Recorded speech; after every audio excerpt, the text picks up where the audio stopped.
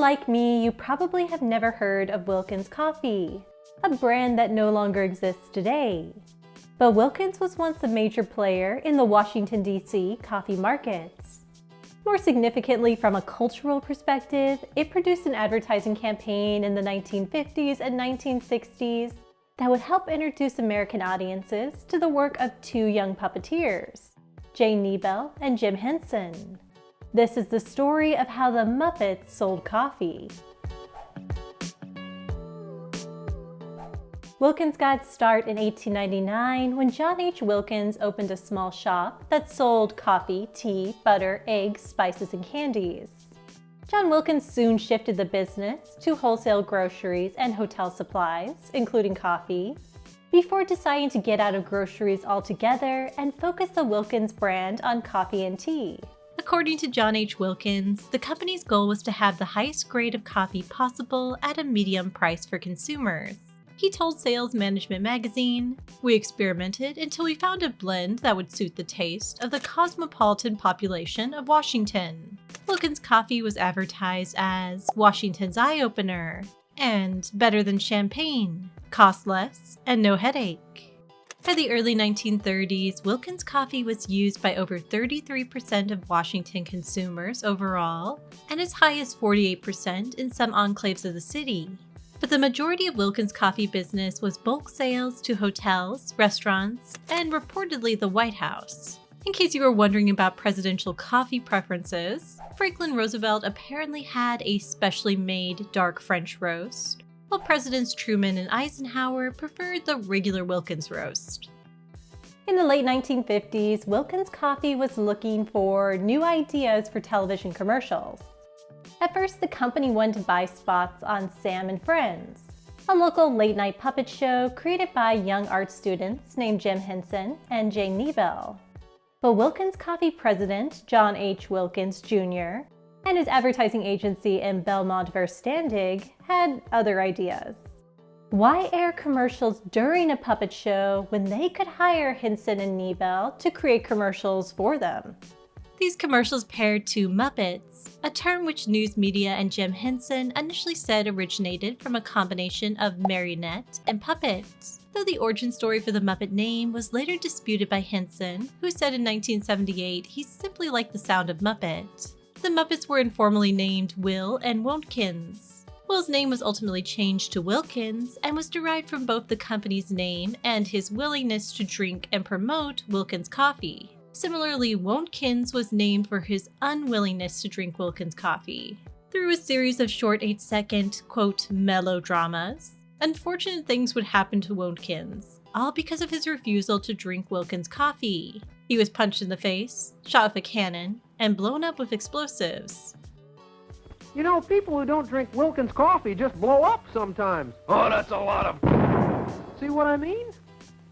Ironically, Jim Henson didn't even like coffee, Wilkins or otherwise. He later recalled, "I didn't drink coffee at the time, and the commercial was about a character who didn't drink coffee.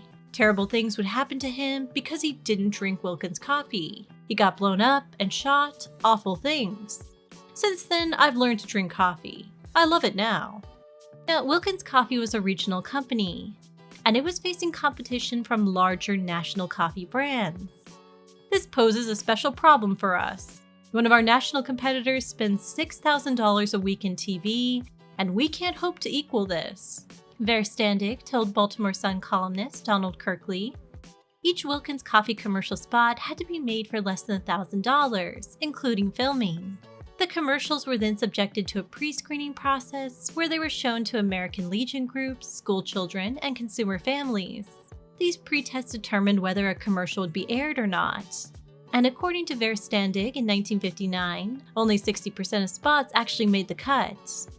The first of these commercials aired in August 1957.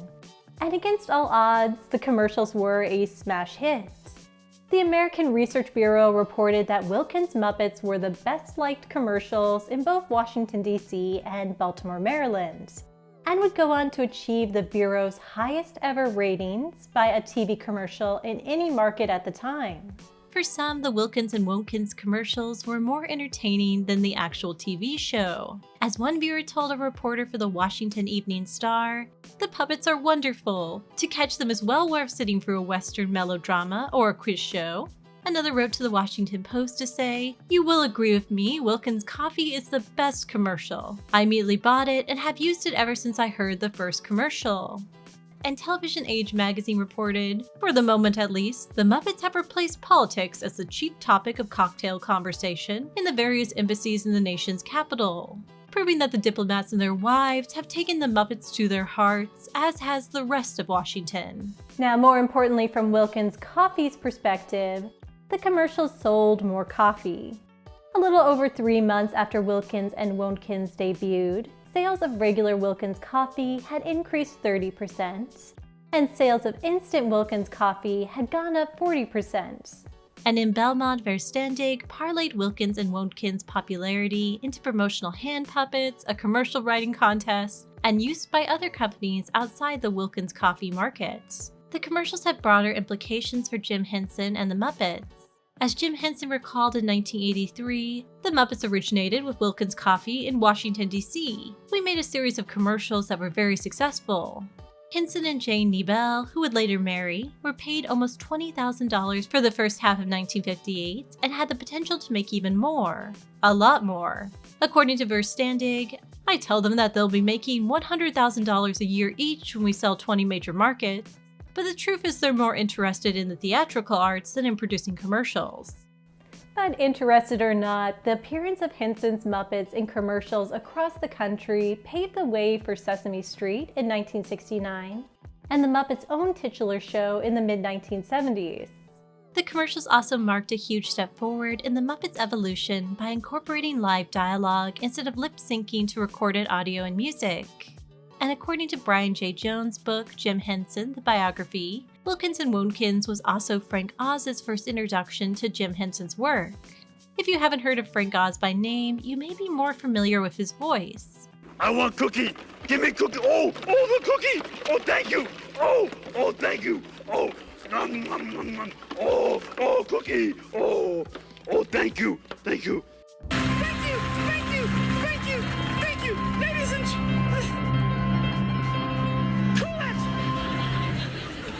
No! Try not! Do! Or do not! There is no try." Throughout the 1950s and 1960s, Wilkins and Wontkins sold everything from coffee to milk to bread to oil. But the 1960s wouldn't be their last appearance or the last time they made headlines. Wilkins Coffee briefly resurrected its beloved Muppets in the 1980s and 1990s before deciding to sell the rights to Wilkins and Wontkins to interested film studios and toy makers. They gave exclusive rights to market and license Wilkins and Wontkins to John T. Brady and Associates, Inc. In 1992, John T. Brady featured the puppets at a booth at a licensing show in New York City. There, Wilkins and Wontkins were described as, quote, "original Muppets created by Jim Henson," and photos of Jim Henson with puppets were displayed. Brady was hoping to attract the attention of a lunchbox or perhaps a cereal maker who might want to use the characters. Instead, he caught the attention of Jim Henson Productions and Jane Henson. Jim Henson had died 2 years earlier of pneumonia at age 53. Although Jane and Jim were separated at the time of his death, it was clear she felt very strongly about the Muppets and how Jim Henson's image was used. When she tried to discuss her objections with the people working at the booth, she was rebuffed. Outraged, she tore up promotional materials, grabbed photos of herself and her late husband, as well as a tribute to Jim Henson in Life magazine, and hit a Brady employee. The booth prompted Jim Henson Productions to sue John T. Brady and Associates and Wilkins Coffee for copyright infringement. In a legal battle that lasted until the late 1990s, the Southern District Federal Court of New York ruled that based on an agreement from 1961, Wilkins Coffee only had the rights to Wilkins and Wontkins for the duration of the commercial campaign, which had ended in the 1960s. After that, the rights reverted to the Hensons. Wilkins Coffee had no rights to the Wilkins or Wontkins Muppets. The end of the lawsuit coincided with another end for Wilkins Coffee, the end of the company itself. In the late 1990s, wholesale coffee maker and distributor Royal Cup Inc. bought Wilkins Coffee. Royal Cup continued to use the Wilkins brand name for some time, but has recently let the trademark lapse. But Wilkins & Womkins were hardly the last time the Muppets would be featured in commercials. The Muppets have appeared in ads for American Express, Ford, Frito-Lay, Pampers, Pizza Hut, Polaroid, Target, and many others.